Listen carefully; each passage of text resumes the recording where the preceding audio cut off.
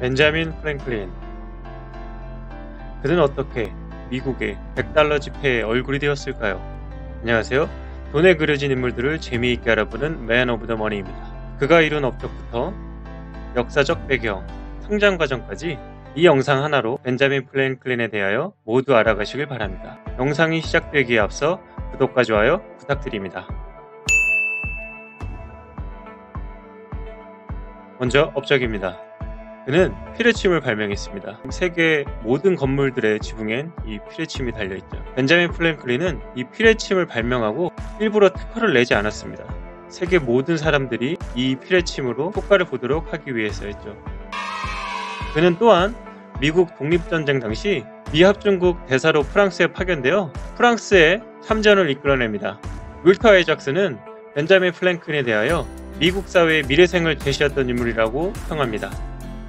프랑스의 튀르고는 그는 하늘에서 번개를 훔쳤고 군주에게서 권위를 빼앗았다 라고 평화했습니다. 다음은 시대적 배경입니다.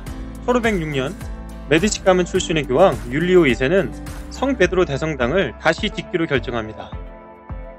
그 이후로 교황 21명이 제위한 120년 동안 건축은 계속되었으며 미켈란젤로 등 당대 최고의 예술가들을 기용하면서 천문학적인 공사비를 충당하기 위해 독일에서 대대적으로 면죄부를 판매하고 성서에 대한 영어 번역을 금지하는 등 부패가 심해졌습니다.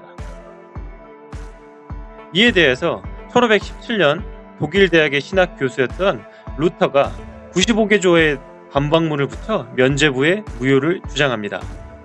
1536년 칼뱅이 이어받아 종교개혁을 추진했으나 박해를 받고 스위스 바젤로 망명합니다. 이러한 개신교 신앙이 영국으로 건너가 청교도가 됩니다. 하지만 영국의 왕은 이들을 혐오하고 핍박하였습니다. 이에 개신교도들은 메이플라워를 타고 미국으로 건너갑니다. 102명의 청교도인들을 태운 메이플라워가 미국에 도착하였으며 이는 1640년까지 이어져 대략 2만 명이 건너오게 됩니다. 따라서 미국은 새로운 사람들이 새로운 곳에서 새로운 도시를 함께 만들어가는 분위기였습니다. 1706년 1월 17일 보스턴의 양초와 비누를 파는 가게에서 벤자민 프랭클린은 17남매 중 15번째로 태어납니다. 막내 아들이기도 하죠. 가난한 살림으로 프랭클린 자녀들은 거의 정식 학교를 가지 못해서 부모님은 집에서 학교처럼 가르치고 싶어 했습니다. 주위에 배울 점이 있는 지인들을 초대해서 밥을 먹고 경험한 것들을 아이들에게 이야기해달라고 부탁했습니다. 그렇게 교육을 받던 벤자민은 8살에 라틴어 학교에 들어갑니다. 라틴어는 고대 로마에서 사용하던 언어로 그 당시 성직자가 되려면 반드시 라틴어를 알아야 했습니다. 하지만 1년이 지난 후 벤은 더 이상 라틴어 학교를 다닐 수 없었습니다. 아버지는 라틴어만 배워도 될까 의심이 들었고 학비는 비싼데 목사라는 직업이 그리 신통치 않다고 생각한 거였죠. 그래서 벤은 1년 뒤 장문학교에 다니기 시작합니다. 산수와 글쓰기, 읽기 같은 과목들도 배웠습니다. 벤자민은 산수는 어려워했지만 학교의 도서관에 있는 거의 모든 책을 읽어 아이들은 항상 벤자민에게 모르는 것을 물어봤습니다. 벤은 또한 발명을 좋아했습니다. 어떻게 하면 수영을 더 빨리 할 수 있을까 궁리했습니다. 그래서 손과 발에 오리발처럼 나무 페달을 끼워서 헤엄치면 빨리 갈 수 있을 거라고 생각했고 집에 있던 연정과 나무를 이용해 이를 만들고 친구들 앞에서 실험하기도 했습니다. 다음 발명은 연과 바람을 이용한 수영이었습니다. 물 위에 가만히 누워서 연과 이어지는 실뭉치를 잡고 있으면 바람의 힘으로 이리저리 끌려다닐 수 있었죠. 또한 벤자민은 어렸을 때부터 책을 굉장히 좋아했습니다. 나는 어려서부터 책 읽는 것을 좋아했다. 그 중에 철로역정은 무척 재미있게 읽었다. 나는 적은 돈이라도 들어오게 되면 곧바로 책을 사는데 돈을 썼다. 버니언의 작품들, 역사 총서, 플루타르크 영전, 기업론, 선행론 등을 읽었고 이는 내 인생의 밑거름이 되었다. 벤자민은 장문학교를 1년 정도 다닌 후 10살이 되자 집에서 아버지를 도와 가게 일을 해야만 했습니다. 벤자민이 12살이 되자 형인 제임스가 런던에서 인쇄 수습공을 마치고 돌아옵니다. 그는 보스턴에 인쇄소를 차렸고 사업은 날로 번창했기 때문에 수습공이 필요해 아버지에게 수습공을 구해달라고 했습니다. 그러자 아버지는 벤자민을 추천하였고 당시 수습공에 관한 법은 수습공은 주인을 위해서 21살이 될 때까지 일해야 했습니다. 와우. 계약서에 따르면 제임스는 벤자민에게 인쇄 기술을 가르쳐 주어야 하고 음식과 옷을 주어야 합니다. 하지만 보수는 없었죠. 벤자민은 처음엔 하기 싫어했지만 부모님의 계속된 요구에 승낙을 했고 서명을 했습니다. 학교에서 글도 정확하게 배웠기 때문에 인쇄술에 필요한 철자법이나 작문들도 대신 해주기도 했습니다. 인쇄 일을 하며 글자를 자주 접한 벤자민은 책 읽기에 관심이 더욱 많아졌습니다. 형의 인쇄소에서 일하면서 무엇보다 좋았던 점은 다양한 책을 접할 수 있다는 것이었다. 책방 수습공들과 친해지면서 가끔 책방의 책을 빌려보았다. 하지만 주인이 책을 없어진 걸 알면 안 되기 때문에 보통 밤에 빌려서 책을 읽고 다음날 아침 일찍 돌려주었다. 또한 내 책이 아니기 때문에 굉장히 조심스럽게 읽었다. 16살에는 트라이안이라고 하는 영국 채식주의자가 쓴 책을 읽고 채식을 하기로 마음먹었다. 당시 하숙집을 정해놓고 밥을 먹었는데 나는 형에게 내가 직접 조리해 먹을 테니 나의 식비의 반만 현금으로 달라고 했다. 형은 두말할 것 없이 승낙했고 나는 빵 한 조각, 비스킷, 건포도 한 줌으로 식사를 대신했다. 이렇게 먹어서 형이 준 식비의 반을 절약할 수 있었고 그 돈을 모아 보고 싶은 책을 많이 살 수 있었다. 적은 양의 식사는 머리를 맑게 해주었고 식사 시간도 줄여 남는 시간에 책을 읽을 수 있었다.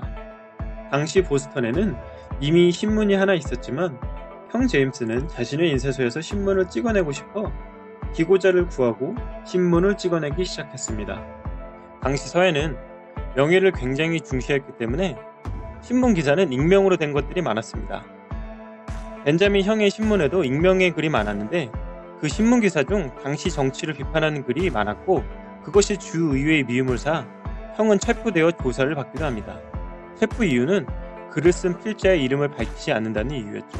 그리고 한 달 후 형 제임스는 자신의 이름으로 신문을 발행할 수 없다는 판결과 함께 풀려납니다. 그래서 동생 벤자민 플랭클린의 이름으로 신문을 내려 했지만 벤자민은 일개 수습공의 신분이므로 형은 벤자민과의 수습공 계약서에서 그가 해고되었다고 명기했습니다.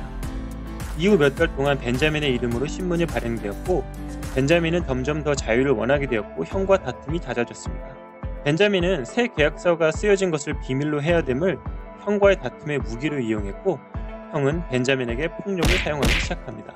그래서 벤자민은 형의 인쇄소를 그만두기로 결심하고 뉴욕으로 향하는 배에 오릅니다. 하지만 뉴욕의 인쇄소에는 일자리가 없었습니다. 필라델피아 피머라는 사람의 인쇄소에서 일하게 됩니다.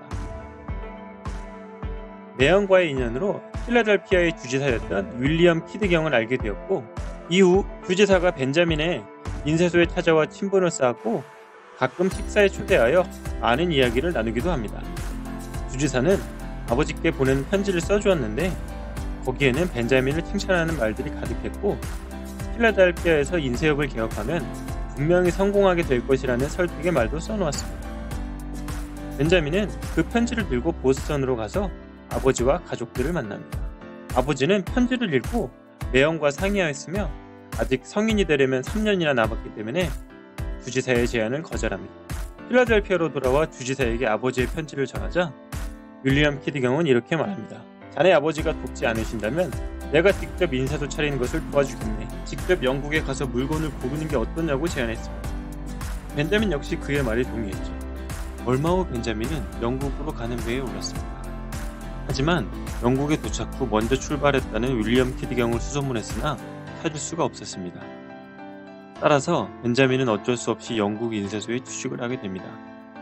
그곳에서 1년간 일을 하다가 조금 더 큰 와츠 인쇄소에서 런던을 떠날 때까지 일을 합니다. 영국에 가는 동안 친해진 데넘 씨는 머지않아 큰 가게를 차리기 위해 필라델피아로 돌아갈 것이라고 합니다. 데넘 씨는 장부 관리를 가르쳐주는 것은 물론이고 여러 나라를 여행시켜주고 여러 일을 경험하게 해주겠다고도 합니다. 벤자민은 두말 없이 조건을 수락했고 그가 열기로 한 상점의 점원이 되기로 합니다. 그리고 18개월 동안의 영국 생활을 청산하고 필라델피아로 돌아갔습니다. 데넘 씨는 상점을 차리고 런던에서 가져온 물건들로 채워나갑니다. 그리고 상점은 잘 운영되었고 벤자민은 데넘 씨를 아버지처럼 존경하고 데넘 씨도 벤자민을 아들처럼 챙겨줬습니다. 하지만 그 기간은 오래가지 못했습니다. 둘은 동시에 병에 걸리고 맙니다. 벤자민은 죽을 것처럼 아픈 후 다행히 조금씩 회복되기 시작했지만 데넘 씨는 생을 마감합니다.